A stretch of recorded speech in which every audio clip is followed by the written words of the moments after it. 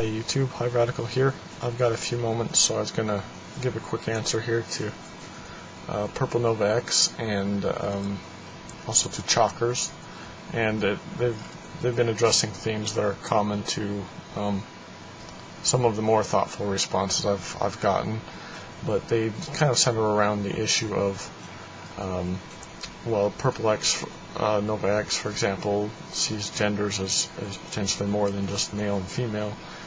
He cites history given of cultures discovered in Polynesian islands, and Chalkers, for example, as with many others, will emphasize that it's not so much gender that's important as it is sexual orientation.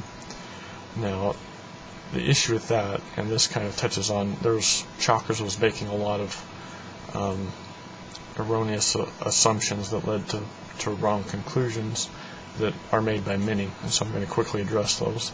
A lot of people will say, well, if you're supporting the propagation of the species, at the end of this video you're saying, well, why do you support abstinence, or why aren't you still practicing polygamy, or all sorts of different numbers, and or why don't you force people to not get divorced? Why don't you outlaw divorce or force people together? The issue here is society setting up an ideal. I gave the example of doctors.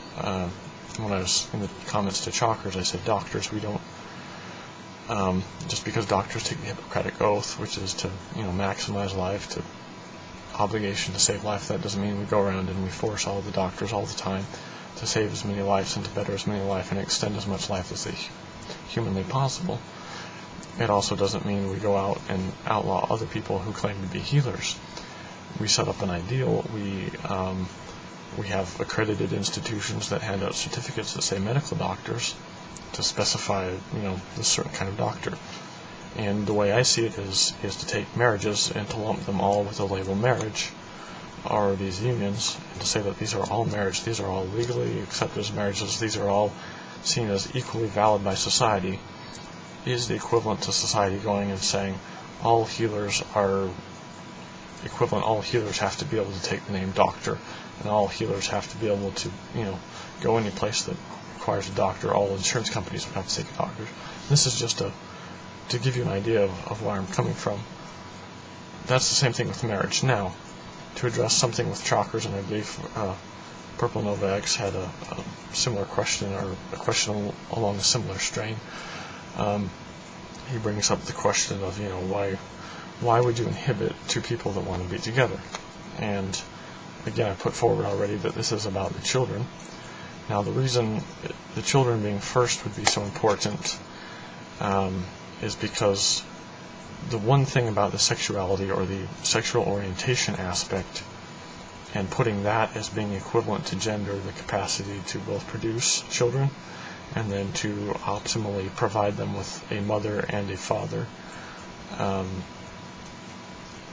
parental figures, the one thing that differentiates these, as I see it, the primary thing, is the concept of sacrifice. Sexual orientation, sexual preferences, sexual desires, urges, the whole complex that you consider sexual orientation, while it's very important and it's key to individual rights, it is subservient to the welfare of the children. And to give you an example, many males, and they've demonstrated this, this is actually something that transcends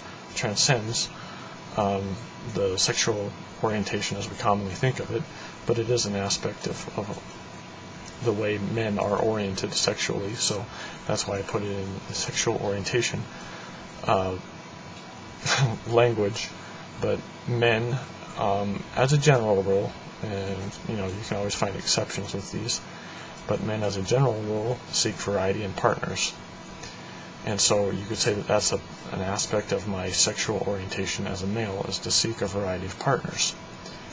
Now, for the optimal society, for the optimal propagation of the best of culture and society that we have to this point, and this is also a reason for not ignoring abstinence, as Chalkers put forward, or and many other things, is that the optimal society and culture transfer is currently in a position of monogamy, of fidelity and monogamy.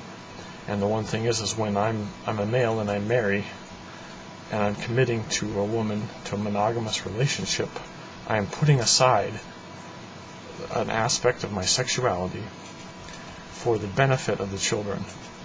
Now, that's the same thing that society should expect of anyone. And it doesn't go just simply to fidelity, but also goes to an ideal. And again, this is promoting an ideal. This doesn't mean we have to enforce this on anyone, just as we don't have to force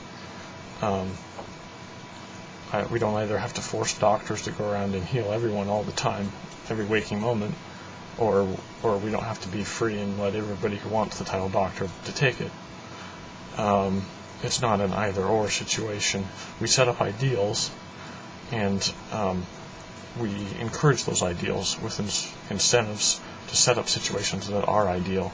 And so in families, we set up situations that are ideal for having a mother and a father. This doesn't mean you aren't going to have situations that aren't ideal, but by setting up this ideal without compulsory means, you're leading society, you're helping society to go in a direction that is beneficial to the transfer of society and culture in an optimal manner. Now, you're all going to say, I know, because some, not necessarily you two, potentially one of you, but many I talk to, well, how can you say what's optimal?